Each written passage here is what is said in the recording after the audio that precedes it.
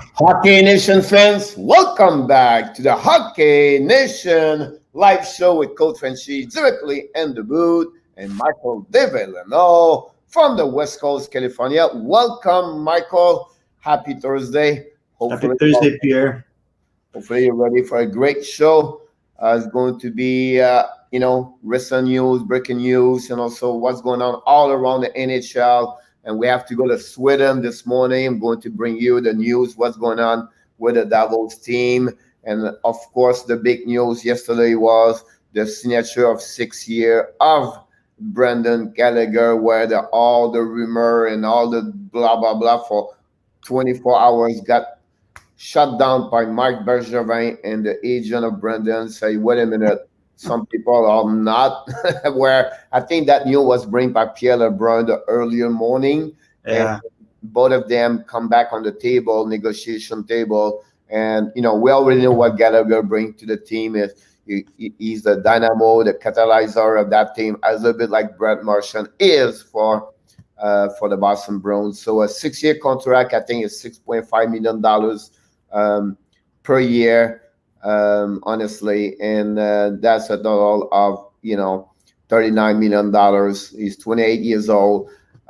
You already know him, me playing in WHL, everything. So give us a bit your impression for that contract and also what Gallagher do for Montreal.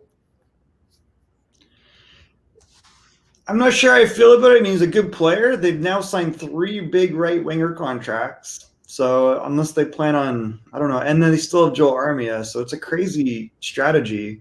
Maybe it works, like I worry that there's not enough ice time for those 3 guys. It's like you need to at least play each of them 18 minutes a game. So now you got 6 minutes left for the Joel Armia. Now, if even if they move Tyler to the left wing, which is not his natural position, then you still have Tatar. Now Tatar's contract's up next year, I guess, right? Well, so here's the situation with that part of that. First of all one of the 4 they're going to play left wing. That's that for sure. The second thing is because Tatar and Dano are going to be RFA, more Tatar, not RFA, but UFA the following year. So I think right now they're going to pushing everything for 1 year. And then after that, you would see maybe trade Tatar or to let it go so you can bring that left wing, right wing on the left wing. You still have Jonathan Drouin on that one. Still have like Arthur Littonen. Littonen never played the level he's supposed to play, but still great. Same with Drouin, right? The left side is full of tears and disappointment. I think Tatar played well. I think Drouin did not bring what they was expected to trade Sergachev.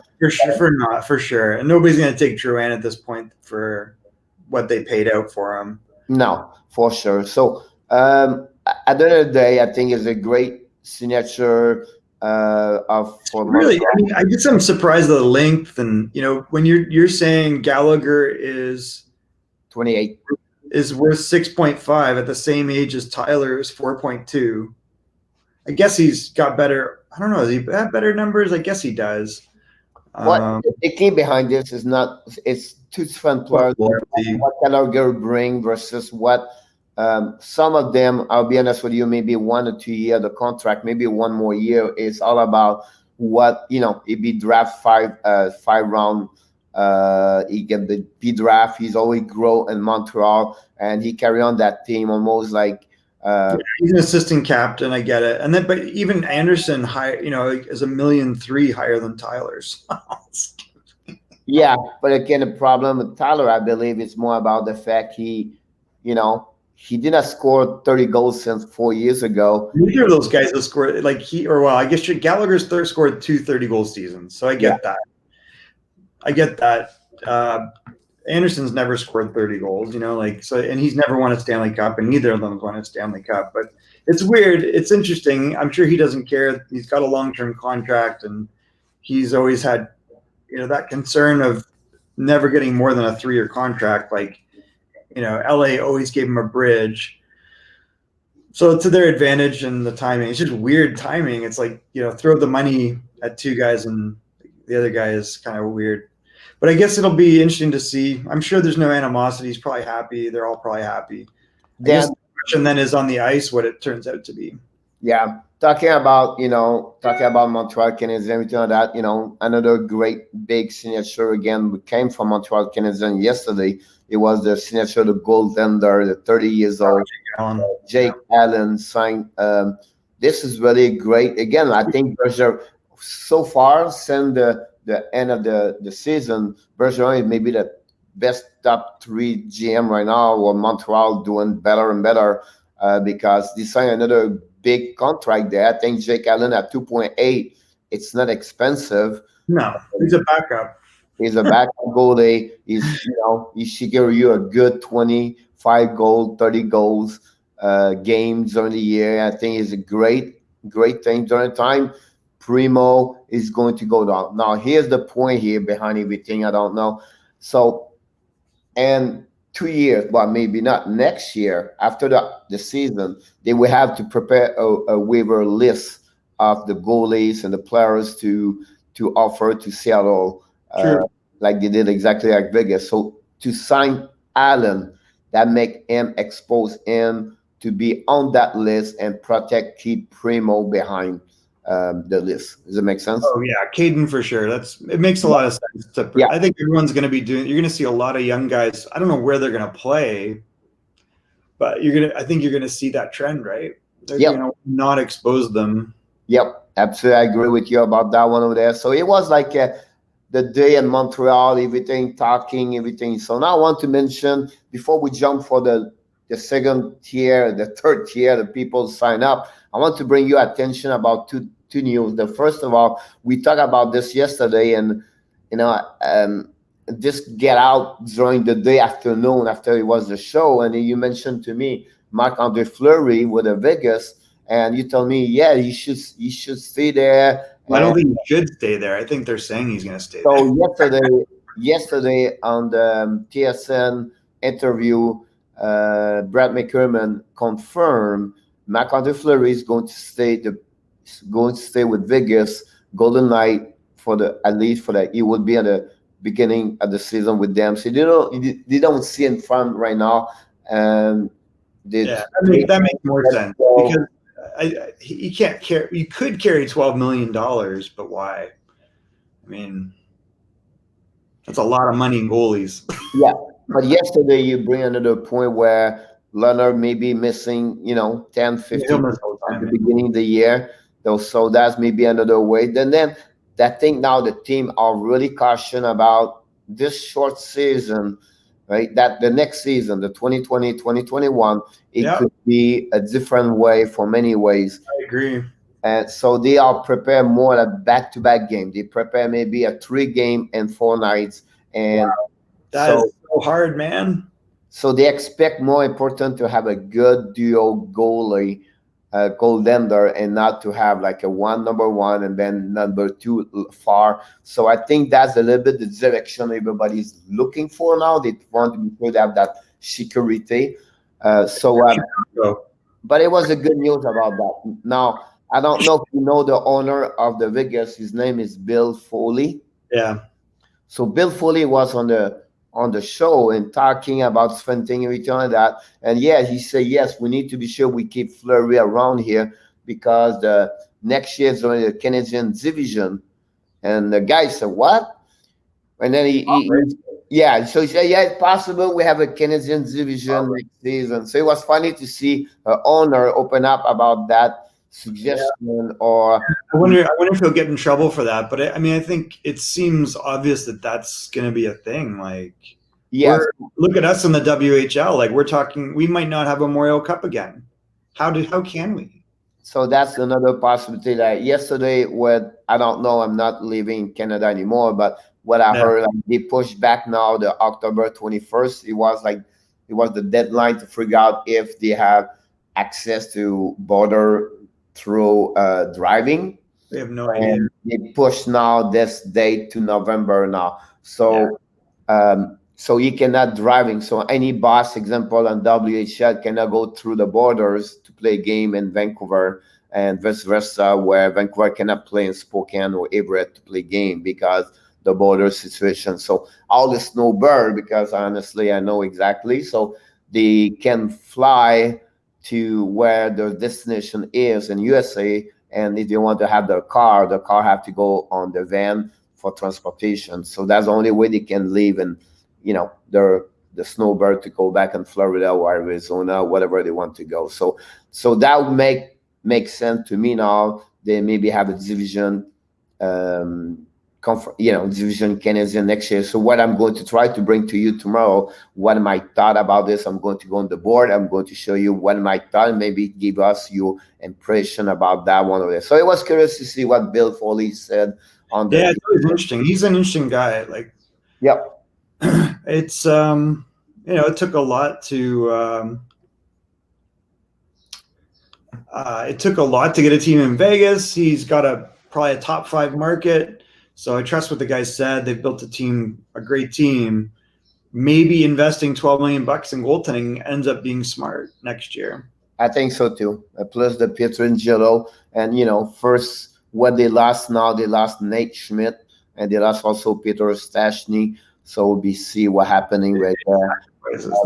Minor signature yesterday, Michael, and mention maybe some of them you know them.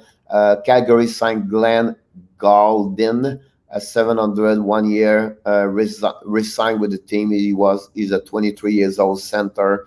I don't know if you know Galdin, but just signed with Calgary. Okay. I don't think I know him. Okay. Then you have Winnipeg with Nelson Nogier, $1.5 million 2-year contract, 725. 24 years old defenseman for them. He played in an AHL earlier last season. And then Ottawa signed Nick Paul, contract $2.7 million at 1.35 per year. He's a 25 years old center. He's never really turned into what I thought he would turn into, but he's a big guy that I don't know. I had higher hopes for him, but I don't think it's going to work out. Then Boston signed 3 players back to back, 2 RFA. Honestly, Jacob Zbo. Well, that's an interesting one, right? Yeah. Because he was part of when they traded, I want to say, was it Sagan or Dougie Hamilton? They had the 3 first-round draft picks. Yeah. They didn't take Matthew Barzal with any of them. The only guy they got out of that, they got Zach Sasishin, whose name I can never pronounce, Zorbrel, the defenseman you just signed, and then Jake DeBrusk, who's on their roster, and they're talking about trading all the time. And you could have had Matthew Barzal. Yeah, of course, crazy. And I think the Barzal pick was what's worse about that story, if you recall, is how they got the draft pick in New York, is they traded Griffith Reinhart. Yeah. Edmonton. Yeah, but again, a draft is not a science. It's not like, that guy was a sign. That was like shocking for me at the time. But and then you got also Callum Booth, the goaltender, signed a RFA 1-year contract, $7K. Honestly, Booth is never been the way. And then the UFA, they signed Greg McKeek from 100, a forward. Again, it's another 3 minor signature for Boston Bruins, but still have to be part of the. McKeek can play a little bit. And actually, even Nick Paul got some time last year. He got 8 or 9 goals, I think, which was closer to what you would hope. So you never know. He might have a little bit of upside. Maybe he's a 15-goal third-line guy now. So, Nick might be a pretty good signature. And then McKeag, he's be a 4th-line guy. Yeah. He's 85 games under his belt in the NHL, so. Yeah, so the situation why I just want to bring back to Bill Foley was like they will ask him about what do you think about Nate Schmidt went to direction to Boston to Vancouver, and he said that's what he said. But they are going to be playing in the Canadian division. That was his answer. So I just want to correct the reason why he mentioned that part over there. So that's maybe open up what I thought is going to be. You mentioned this also, the situation, so I'll be very interesting about that one there. Talking about rumor all around Mike now is getting hot seat is Mike Hoffman. Mike Hoffman talk a lot about Boston Bruins right now. Nashville Predator is another one. Some fans from Florida. I'm a part of the Florida Panthers fans and everything, and some of them want him. But like you said, I've never been a fan of Mike Hoffman or the fact he scored 30 goals per year. He's a power play unit, top three on any team in NHL. But Get after him. that, I don't see anything else. Someone can tell me something, but I don't see anything. Nuts. Don't you think he drives Quenneville? Like, he's not a Quenneville type guy, is he? I don't think so because Coinvid requests a lot of demanding, and the team is shifting more about physicality, more like grander grits and everything like that. You can see the signature what they bring on the table. Yeah, that makes sense. So I don't see that. I don't understand why Florida didn't sign right now right away Dadonov. Well, I'm going to say the same thing. Like, to me, Dadonov makes a lot more sense, but yeah, I don't know what's going to happen there. So that's another thing also about the situation is to see. Do you believe Mike Hoffman? Before we shift to another subject, what do you believe he will be better for him to sign 1 year contract at $5 million, 5.5 maybe, whatever it is, and I don't even think he'll get that. I mean, I think he's going to be sub 4 at this point. I'd be very surprised if anybody signs him. They're going to pick apart everybody's deficiencies and drive the salary down at this point. There's no leverage for the players. Teams are, I think the guys that everybody wanted are gone, right? Yeah. So now you might see some weird stuff. Like, there's good second-tier guys that were just on the come-up, and you could probably get them for $1 million or less. And they're just on the cusp of becoming a player or not top 6, right? So you see those guys, and then you think, well, I'll invite you to camp, Mike Hoffman. Yeah, what's the say about that? I think remember, I want to open a subject before I go back to QM and Junior Canadian CHL. Remember when the baseball starting to a couple of years ago, maybe 3 years ago, and I could be wrong with the years, but they're starting to wait and I think the year with Brian Harper, example, where they didn't sign him right away at the open up free market, but they wait until late January and when almost like the in February when the training camp is open up, they sign the great players. They wait until that time, so they push back everything. Do you feel at some point also the hockey is going to starting like this, like they will never sign right away anymore, but waiting and see what the market is, and because everybody have a tight budget now, 81.5 million, and the player did not get like they were supposed to get before. Do you feel that that's the direction the hockey is going to be NHL? I'd be very surprised if that's the case. I don't think so. I think we're in an unusual time where there was a condensed period before free agency opened to talk to players. Yeah. Because, the last couple of years, there's been a longer period they created before people went free agent. So there was discussions and people knew what they were doing. And I don't think any of that happened this year. And then I think you had 2 whales at the top, which have been unusual because for the last few years, you've had the big players that should have been UFA were already signed to their existing club. So this year, I think, was unusual for those 2 things. I think at some point, the agents are not stupid. Like, they'll figure this out. And in a year, when things are a little closer to normal, there's a normal discussion period, you'll go back to people bang, bang, bang, But I think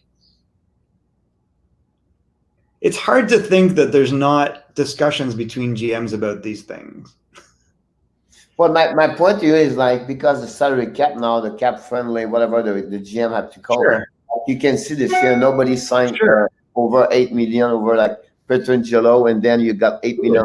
So the second wave players, the second tier like Hoffman, Tadenov, and you can go the RFA, or you can see the player extension. You did not see big contract anymore, like like Mitch Marner. Totally, yeah. I think that I'm not sure if that'll last forever. You know, I think that teams are all in a position where GMs talk at meetings, right? And they're like, hey, there's the cap, but then there's our cap, and every team's in a different scenario now because of revenue, and their gate could be close to zero, and for some teams that means losing $30 to $50 million. Yeah, but talking about this Dallas owner is in trouble right now. He is? Yeah. Yep. Interesting. Yeah. Not saying he's going to lose the team, the franchise, but he got a big hit because COVID, everything like that. So he not says he's going to lose. Look at our league and the Portland Winterhawks, right? Like the owner of the Portland Winterhawks was forced into some bankruptcy, and then the team goes into bankruptcy. So it's not impossible, right? And that's the premier franchise in our league. So now they were out of bankruptcy. That team was profitable. But you put all these factors into play, there's going to be a lot of people that are under pressure outside of hockey, and hockey is a toy a lot of times. I agree with you on that part. Like Viola can lose 50 million per year, and he would not be like not because he don't really care. But the point is like he can absorb 50 million per year because he make over $1 billion per year. It's tough, and now a lot other teams are. You don't know how they're financed either. So there's teams. There's a big private equity, bank debt on a lot of teams. Yep. So it's not like they're always using their own money. Exactly. Talking about Portland and everything like WHL and everything, I want to mention to you what happening yesterday after the meeting late yesterday between the owners and the commissioner of the QM. They suspend all the team in Quebec to play hockey right now until the end of October because the situation, the COVID-19. Quebec, province of Quebec is really difficult, like about very strict about that part versus the Maritime Division where they're going to continue to play with 5 of the 16. Mountain Wildcat will be old until October 28th. Wow. I just want to mention this is a big news get out yesterday for a 6-team organization where Armando, Blainville, Boisbriand, Armando have 18 positive tests. Sherbrooke, Phoenix have 8 right now. So you can see where it's getting worse and worse. And just mention about that. Now, the news about other league and the WHL and also the OHL, the WHL announced yesterday they will start the season January 8th. Yeah. And Ontario Hockey League did not mention, but they hope to start in December. So we'll see. The problem in Ontario is because the sport minister, Lisa McLeod, want to be a little bit more difficult. Does not want to play hockey with body checking. Of course she doesn't. So that's making a little thing. Then of course the problem with God, you can't touch each other. Oh, okay, that's smart. So also the second problem of play in a bubble for like how many months? Yeah, the second thing is like you said, the WHL team USA based in USA. That's another problem they have to figure out. So that's the news about the junior league over there. But what's going on around the world right now, and you can see the increasement and I believe me, and I mentioned this to my team last night. I don't see nothing positive right now. I see more like he's going to cancel more and more things for the upcoming weeks and maybe until end of December, where many leagues never restart because the situation of increasement of the COVID situation. So it's another thing we have to follow up and everything what's happening there, but we're not going to the right direction, to be honest with you, if you follow up everything's going on with the COVID-19, honestly. Yeah, it's weird. I mean, it is what it is, right? Yep. It, Talking about a little bit more positively, I don't think we have the COVID right now. It's your buddy, and we talked about him yesterday about Joe Thornton maybe go to Toronto, or Joe Gordon now is going to play in Sweden, take a direction to Sweden Davos, and play Joe right Thornton is going to go play in Switzerland. right now. Yeah, so he play right now for Oh, Davos, whatever his last like the name of. Davos is in Swiss league. Yeah, so he'll be there. Like first of all, he has like. His mom was born over there, I believe. Really? Yeah, so he was not found as a non-pop player, and that's the reason why I have an opportunity to play with them right now until what's going on next season and everything like that. So it'll be interesting if he will jump back in NHL, who's still over there.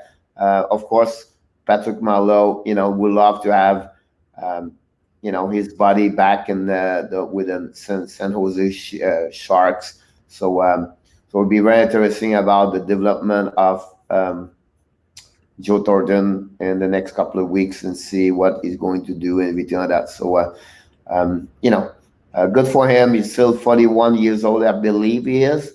You know, he always been a great player in NHL. You know what I mean? Like he got trade where I thought was like an amazing trade, but um, The Joe Thornton trade, yeah, the original one. yeah, you know what I mean? Like I wasn't expecting him to be trade, honestly. You know what I mean? Yeah, that was. I mean, it's crazy how long ago that was, and it's weird because like Boston won a cup after that, but I mean they made a subjective choice about him, and he's never won a cup. It's weird. So it just is what it is. Like you wonder how much. I don't know. They've gone to a final. They've had success. He's had a great career. Such a interesting analysis because none of the other guys are playing now, are they? Like they had like Marco Sturm, was he in that trade? And then they had the defenseman that was in Detroit for a while. Um, yeah, that's an interesting trade. It's fun to go back and look at those trades and see how they turned out. What was it? Brad Stewart. Yeah, he was in Detroit for a while, but he won a cup in Detroit. And then Wayne Primo. What a ripoff. Wow. I think at that time everyone thought Brad Stewart was a number one D, and I think Marco Sturm's a very good player, but he's a great coach now for LA. I really like Marco; he's a good guy. But yeah, what a weird trade. Was that Connolly? Mike Connolly? Was that the name of the guy that used to be a defenseman, was the GM? That time it could be him. I think it might have been. I can't remember. I'm Yeah. only remember Harry Sendon. With Harry Sinden. Oh my God, yeah. What So about something, you know what I mean? Talking about fun news also around the league before we get there. The Brendan Gallagher is this way: $5 million, 6.5, 8 million, 9 million, 6.5, and $4 million. So you can see up and down about that one over there. interesting. Yeah, And Michael Connell, that was his name. yep. That was so. The other one, did you? And you might have mentioned this. This is not the first time that Thornton's been at Davos, right? He played there during the lockout. Yeah. Yep. Such a weird, yeah. Now, I want to talk about the situation with Tampa. I think Tampa is really in trouble. Not trouble where, not trouble like they're going to not be a good team anymore. But I think right now they have to figure out, the situation, salary cap, and everything like that. And the discussion yesterday from TSN Frank Seravelli and mentioned now Tyler Johnson expand his list from 5 to 8 team now to accept a trade to go somewhere. So they're not big, but again, that's maybe I would not be surprised me they trade him with maybe Alex Killorn and or Yanni Gord with both two player a package with two player to trade for maybe a first pick round pick or Really? You think they got their whole team for that? For those three guys?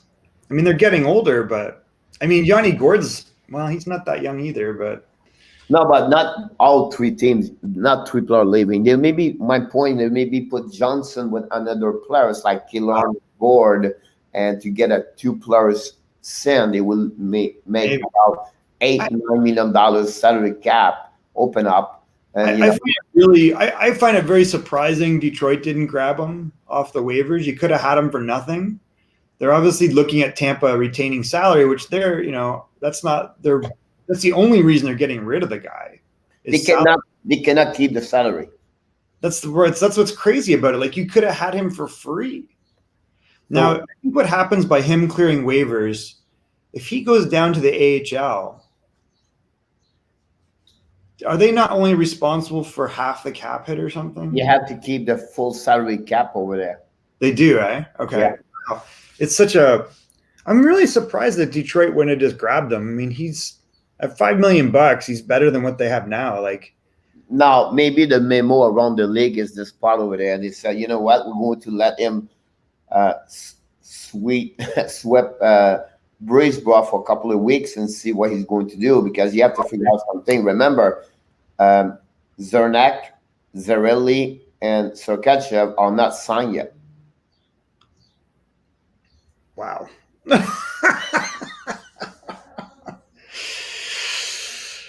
Yeah, it's interesting. I mean, none of those guys are gonna. So Cernak, right? Honestly, change your life, but maybe get $2 million to $3 million, right? maybe, yeah, probably. Right? Because RFA is going to be a bridge, maybe 1 or 2 years. Yeah. And said, you know what, we'll give you $2.5 million for 2 years, stay around. So that's all right. Go get it. Cyril Lee, at least I could be wrong, but Cyril Lee, the role he played for that team right now is second center for them. I believe this kid should have at least $3 million per year. I'm not sure. I mean, he had a good regular season. You see what he does, where he's a gritty. He's kind of like. So you really believe Cyril Lee will sign a contract at less $3 million? I don't know. I just question it. I mean, I could see him signing for right around there. I can't see him. I could see like a bridge of 2 years at 2.85. Well, it's $3 million there. That's what I'm saying. Like I could see it like right around there, So you get $3 million. There's just a bridge for $3 million. Cernak got $2 million. That's $5 million on the. There's Tyler's money, right? Now, my question to you would be, Sergachev. Don't you think you go $6 million? No, but it would not go under $4 million. 4? I think you get more than that.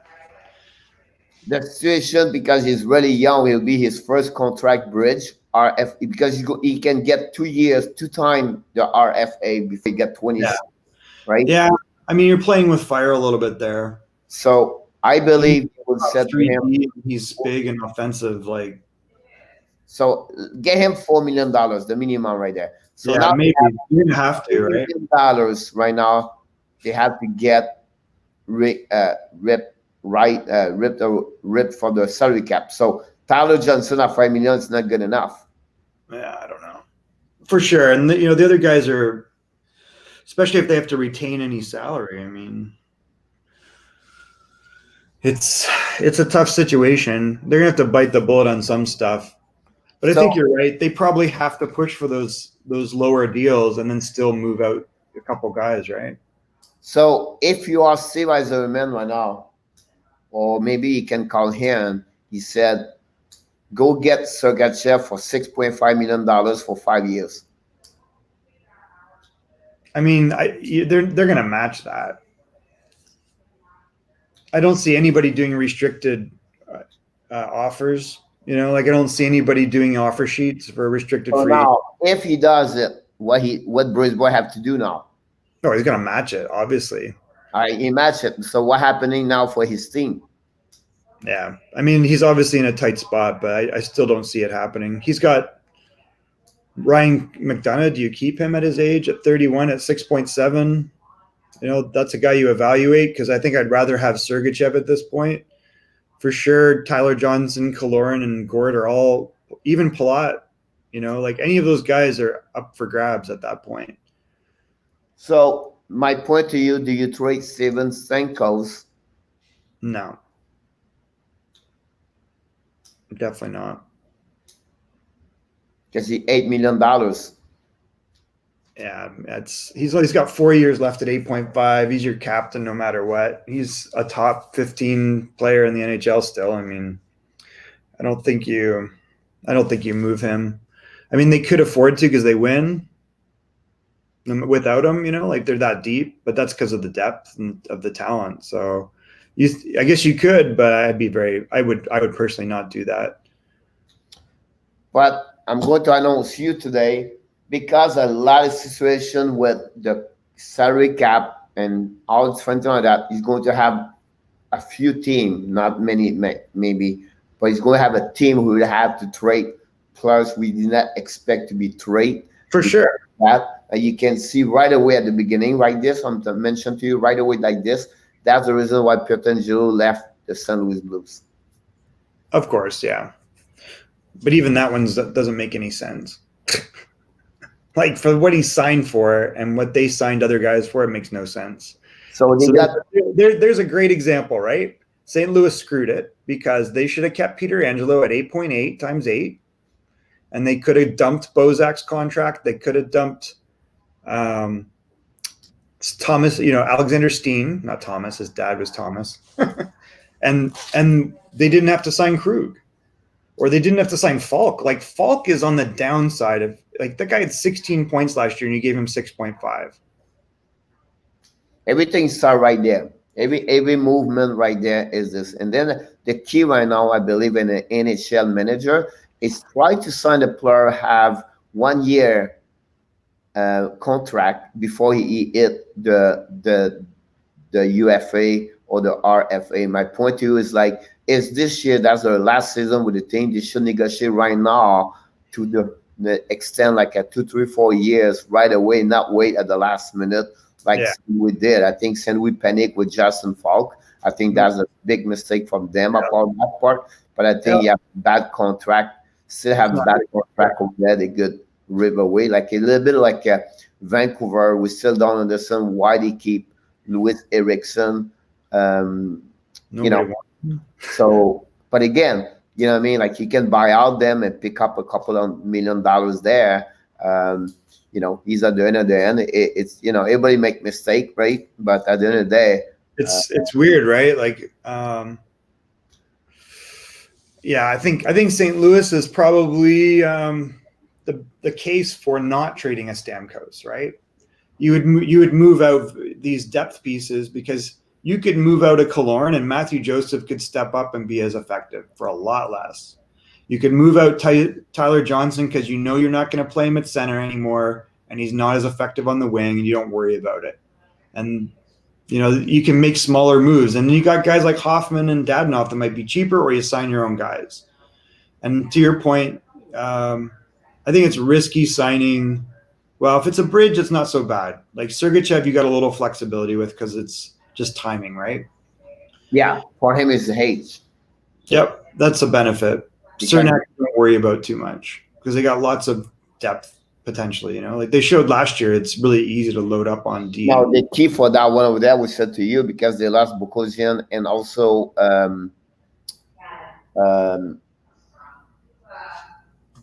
they lost Bukosian. They lost another D. Which one they lost? Not Luxian. Shattenkirk. There we go. Oh, Kevin Shattenkirk? Yeah. Well, there's another example, right?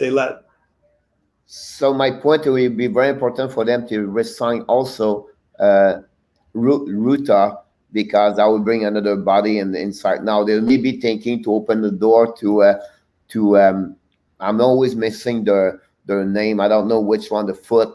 Is it Adam Foot or is it Carl Foot? Kalen? What? Kalen. Kalen Foot. Yeah, they had both Foot brothers. No, they trade Yeah, one. They trade one of them yeah, they to had. New Jersey. Yeah, so Kalen and I forget the other boy's name, but they're both Adams kids. Yeah, yeah, yeah, of course. You came from Colorado Thunderbird. Exactly. Thunderbird. So Adam Foote coached him until he was young, and then after that he went to NHL. So I was in Colorado, so I know the story. But again, at the end of the day, that will maybe open up the door for from 1 foot there, like exactly what Adam Dirk did with Thompson. One foot there. It's funny actually. I know, right? 1 foot inside the foot. But again, I think that's the situation there. That brings us a lot of subject right now talking about because many teams that's all in the same boat right now about salary cap, and that's the reason why maybe Hoffman cannot be offered to 20 team exactly like Tedonov on the and maybe one thing you said very interesting yesterday. I took a note. It's Michael Grenland when you mentioned to us yesterday, Michael, about maybe the under on the under oversee may be the right direction for him. It wouldn't surprise me. I mean, I think is you could be right on that one. You honestly he maybe not get like I don't see him up over $4 million. it might be tough, you know. Yeah, Yeah, you're right. And they traded Nolan. They kept Cal. So yeah, Nolan's a big forward.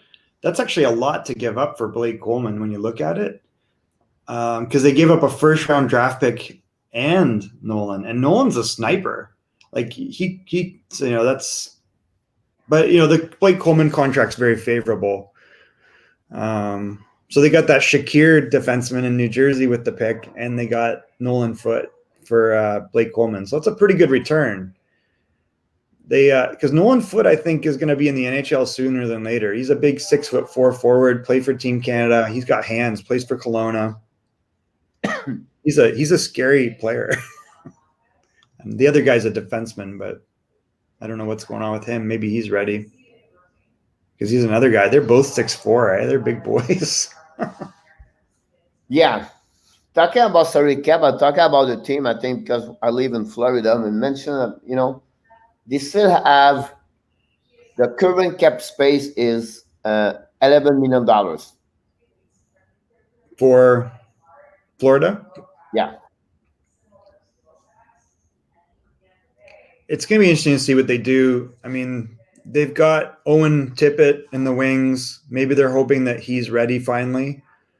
The Russian kid, Denisenko, they have high hopes for. Like, I think he'll be on the roster. They're going to lose money. Even at $11 million, right? Like, they'll probably still lose money. Nothing they're not used to, but so you don't know what their internal cap number is. but again, They may not spend it. yeah, but if you think about all right, so we have Huberto, Barkov, Orvis. So far is a great line. Yep, Right? online. Now I think that start right away down. Alexander Winberg, Owen Tippett, and Frank Vandenborough. Yeah, that's not a horrible second line. It's not great, but it's not horrible. Right? So Wenberg was playing the 4 line for Columbus. Now let's move on to the third one. Now you have Rosa, Carter Van Hehe, and then you have Grigory Denisenko. Yeah, that's what I was saying. So that makes sense. Denisenko's a really talented player. He's not big, but he's a good player. And then finally, you have Noel Axiari, Brett Connolly, and Alexi Sararella. So well, and Brett Connolly, had a good year. He had 22 or 24 goals. So I don't see Hinostroza playing ahead of him. And I don't necessarily, maybe he's on the second line with a Wenberg. He's always been more effective as a third liner, but you never know. I mean, when he's healthy, he can play. He's a big guy and he can score. And then I don't know who do they have else in the wings? Like anyone? No, that's the 12 players I mentioned. They have under contract right now. That's, I don't think it's horrible, but there's obviously risk there in that lineup. Yeah, I feel like it's terrible. It all depends. That's why I say before, like the first line is real good. I'm not in love with Patrick Hornqvist, but he's, he'll do his job. He might miss a bunch of games.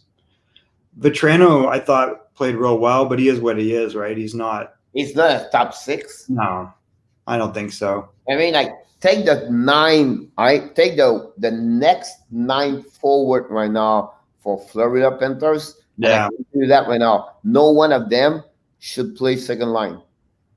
Oh yeah, for sure. Yeah, I mean, like I don't see any player. Whatever you tell me, Brett Connolly, you have a good year, he's not that, but he's not a top 6. He's a no. He's more effective playing 15 minutes a game, right, on the third line, and he'll get you 20 goals, and that's what you want. They have a real productive third line. So, but I think we see the direction they're going in, right? If I'm the GM of Florida, if I have no restraints, that's a terrible lineup. I mean, for me, that's putting my own career on the line. Like, you better have some job security guarantees. So my point to you, back to them, what do you do with that? Why they don't sign that enough? Why waiting for that? They don't have anybody right now. They don't have a second. Oh, I get it. Right now in NHL. I get it. I don't think this is I don't know. I think that, again, it's probably my suspicion is there's an internal budget issue. The other thing is, if you look at how Columbus was structured, does this mirror any of that? Because they don't have they have a big top line and they have okay players, right? They just do a certain job. So I don't know if that's part of his model. It's really hard to say for me right now. When I look at that lineup, it's like there's a lot of risk in it. Now I'm going to ask you this question, and maybe you can bring me more. Honestly, I don't know too much. I know his name. I saw him, but maybe you know his history. But I want to talk about defensemen. They got Marcus Nutivera. Yeah. He's a Finnish guy. He's pretty good, but he's not he's reliable. He's a good skater. He's not overwhelmingly amazing player. To me, he's a number 5-6, but he's right now number 4. Yeah. And Stralman. I don't know. I'm very questioned about that lineup over there. I know we don't do all the team right away, but no, it's you have right to be concerned. I mean, that's not a playoff team to me. Right now, I don't see that. I don't see Mike. They lost. They lost Walmart. They still have to get maybe. I think why to wait? Why not to sign up right now? Dadonov and Eric Ola. You can get him right now $2.5 million.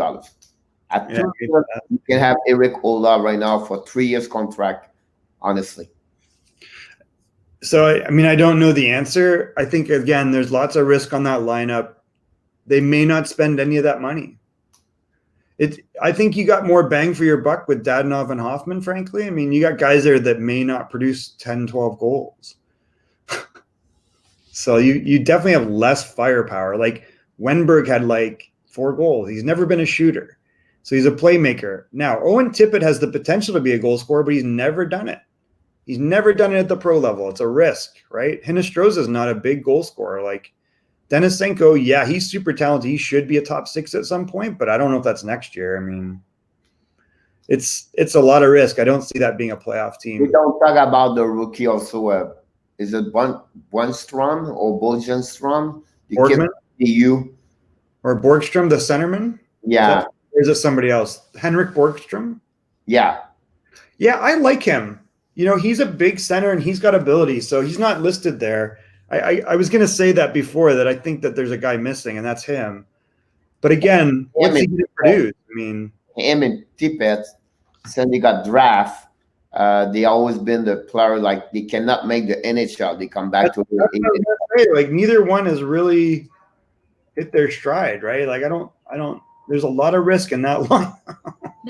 So I don't know. I'm just curious about that one. You know what I mean? We're just talking right now. But I think that's the one right now, because we talk about UFA and then what the Bills, want to bring on the table. And a lot of players right now on the CSU.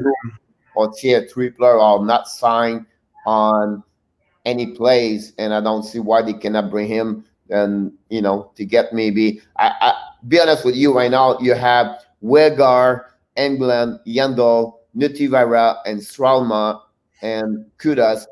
Don't tell me Armonic can play a better role inside that team right away. For sure he can, but I think the question is, why are they doing that? Either he's a poor judge of talent, but I can't see Quenneville not chiming in on stuff, When or he's he's looking at $5.5 million, that's a problem also. what's that? When you pay Strawman at $5.5 million, it's another problem to get. You know what I mean? Yeah, I mean Stroman's good, but he's old now, and he's not what he was by any means. He's not worth that. I think. I mean, here's just the painful truth. That's not a great lineup. I mean, you look at it a year ago, they had Huberto, Barkov, Hoffman, Dadonov, Yandel, Ekblad, Trocheck, and then Vetrano, and then Connolly, right? So you're losing at least 50 goals, like 55 goals. If right away, a few months ago, like 6, 7, 8 months ago, right? They trade through check. Yeah. That 65 what happened. include him. Not Like, anybody anymore for that trade. no, it's they're stripped down. I don't know where it's going to come from. I don't know. But we like I said, we're going to go through each team the next couple of days and go You don't on. have Brian Boyle. It would be better to have him like a third center. Oh And yeah, then yeah. He's timeless. He's like they have he's already got that. Zdeno Chara giant blood in him. It will be very interesting about the next move for them, but at the end of the day, they have to figure out a new move and to see what is going happening over there.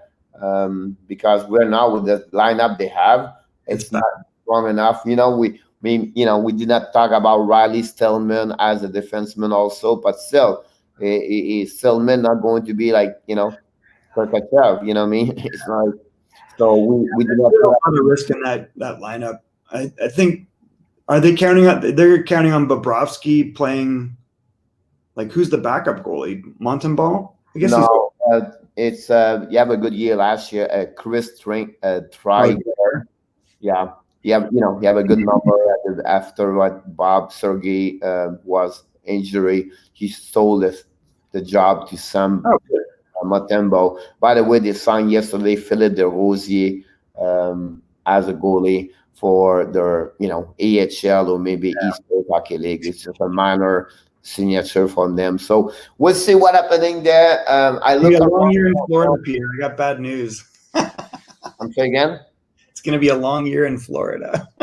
Yeah, honestly, maybe nobody go there, but like maybe we don't have anything else going on over there next year with the situation with the COVID, everything like that. Yeah, any other news right now this morning? Other effect, the Toronto Marlies resigned the forward Rich Clune for a 1-year contract for standard AHL contract. And very quiet morning everywhere. I look around. I just check NHL, check the TSN Sportnet. So it's really interesting couple of days, and people back now their normal situation and see Michael maybe start to maybe talking tomorrow about what would be what we could be the season 2020 and 2021 if you want to open up on that one tomorrow. Yeah, do you want to start going through lineups? That would be something we can start Monday. We can start team everything like that, but we can finalize the week of middle of the October tomorrow, and with that part, and then figure out for the starting for a couple of salary cap friendly, and then also about team by team, like we just did with Florida right now. But that's something we can talk and go through next week. Maybe. So here's a question for you as a Montreal fan. You've got you got 3 right wingers signed, and you've got Joel Armia. So really, it's 4. Where does that leave Cole Caulfield in your plans? Because they're all signed long term except for the one guy. So Cole Caulfield play left wing. What? Uh, Really? on the wrong side all the time because he's shot. Does he? I thought he was a right winger. Yeah, but if you watch him a lot, he play on the left side a lot of the time because he's shot one sniper. On power play or Yeah, on regular power fire? play, everything like that. So he play a lot of time. The second thing about that one, the Cole Kofield's not be ready for at least 1 or 2 years, maybe two. Right. But you just signed those guys to 4 and 6 year contracts. Yeah. So my point to you is again is Do I it. believe that will minimize the situation for Joel Armia. um, about that moment over there. And more player like you have like this is a good problem to trade at some point because that's what you get something back what they're looking maybe have a pushing or 1 year pushing every time. So I think they are in a good situation. I think it's better to have them compare what they have last season. You know what I mean? And then I think that team is going the right direction. Now is to figure out, you know, go Phil, and then how's going to be Suzuki, how's going to be Kokonami, That's and the what right now with Tara, what decision now Philip Dano asking more money, doesn't want to play third line, and so they have to find those guys. And then what you do with Ryan Portland, Portland, bowling. Yeah. that's another one. They have He's not as good as you think he is. no, He got lucky one game. so it's another one there where you can see that one over there. But It's weird. So does Montreal make the playoffs? right now with the lineup they have, they have their chance is so much better. I think collectively right now they are better to the Rangers, right? Their defense is way better. I hate the Rangers defense So I think if you go to the division right now, they are so close. They may be close to Boston Bruins because of the losses in Boston. because Boston Bruins right now Boston Bruins they have top six and their defensemen are not better right now to Montreal, No, right? not at So all. I lost Krug. I mean, it's going to be interesting to see how good McAvoy is in a bigger role. the the only problem of that is that division. Okay? Nobody's Shea Weber. So that division is hard because Tampa and Toronto, and then after that Boston. Right. You know what I mean? It's a really tough division. But someone said this week, it's a hockey player. I'm not remember who. He was on the NHL Network. That who he was just signed a contract. Not Angelo, someone else. Anyway, the story he said it's so hard, Michael, to win. The parity of NHL is so close. For sure. It's a 2-3 win. It's a maybe win on the and shootout or something like that. Make a team can make it or a team cannot make it. Well, yeah, for sure.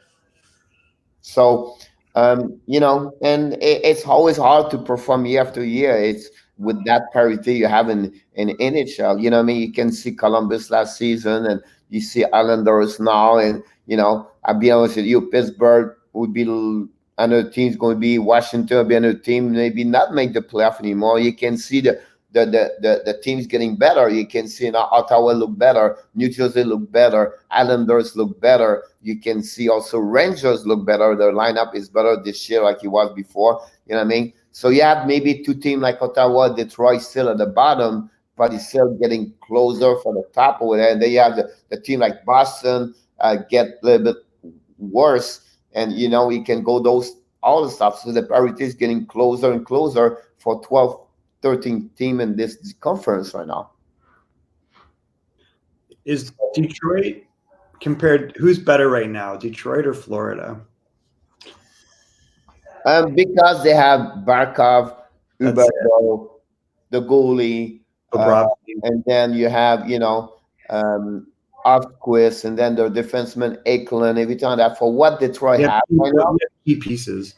but to tell you honestly, they are not like this. They are getting closer, and I think Detroit the next 2 years. I will really interesting to see how they're going to develop the next 2 years, the decision and what the they have a lot of prospect. A lot of guys, right? Plus a lot of veterans. So Yeah. you think I was trying to think about this because they signed Thomas Grice. They already have Bernier. Now they got rid of Howard, thank God. So they have legitimate NHL goaltending. They got Stahl for a year. They picked up Nemenstikov, who can center the second line. They finally got a second line center. And they got Fabry for a full year. And they're going to re-sign Mantha. For me, Mantha and Zadina are the X factors. But the depth-wise, like, that's a pretty deep organization all of a sudden. They got Bobby Ryan. They still have they signed Gagne, which he'll be fine on the third line. And then you got all those young guys like Svechnikov still could pop up, Rasmussen, Devellano. Those are probably a year away. But it'll be interesting to see because if you look, I was just, hypothetical. I'm curious. I don't think they're ready to pop up, but they're interesting on paper. Listen, they have Mantha, they have Pedrozi, they have That's what I'm saying. Like Mantha, right? They have Fabry over there, right? So they have a couple of players right there. He's making moves, like little pieces, like. And then you forget all those and with the name I just mentioned to you, we did never talk about Zadina. That's what I was saying. Zadina this year should be a 25 goal scorer. Then after that, you have the old veteran like Help, Gagne, right? So they have to and ran over there. That's 4 guys in there for the bottom 6. They just need to have 1, 2 more, and that prospect we you mentioned about the American Hockey League, the Sweden kid, and then the other one, I forgot his name. We got Rasmussen from BC. You've got Devellano, who played in Quebec. Berggren, I don't really think much of, but what's the name of their Sweden players? They did not give a chance last year. Rasmussen. He's not Swedish. He's Canadian. Rasmussen? Yeah. He's a big 6 foot. He played in the WHL. He played in our division. He's from British Columbia. He went to prep school in British Columbia. He's a monster. One of them they bring him back in AHL. Yeah, because he had 9 goals, and then he put him in the AHL last year. And that guy, they think he's going to be a third line center, but I think he's got a lot more than that. He is immovable around the net, and he's got great hands. Then the Chef Nikov, I think that's another one nobody talk about. Where I really believe he could be. I think he's a player. I think he could be a third line for sure, and he can step up. If you've ever seen him, the year his brother was drafted second, we were at the draft in Dallas, I think it was. I saw the Svechnikov brothers, and he had the knee blowout after that. He's a monster. Like, he is a fitness freak. He's 6'3", like 220, and he's got hands. So you're like, this guy's got to be a third line guy, like at least. Yep. So anyway, we did all around the league this year. We did. I was just kind of curious. I was kind of looking on paper, and that's good. I think it was fun to talk about this. Is open up, what we do here. So it's great for Hockey Nation fans to be a part of this and listen to what we're thinking. And let's move on to the next one. Tomorrow we'll be back at 11 a.m. Tomorrow we try to targeting what's the season 2020 and 2021 could be with game and also the conference return. So we're going to have maybe a discussion about this to see what's happening. If we have any news updates on the day, or we're going to bring this tomorrow also during the daily show. So thanks again, Michael. Thanks, Pierre. Great job. Another great show. We're going to see you guys tomorrow at 11 Eastern time. Have an amazing, great Thursday.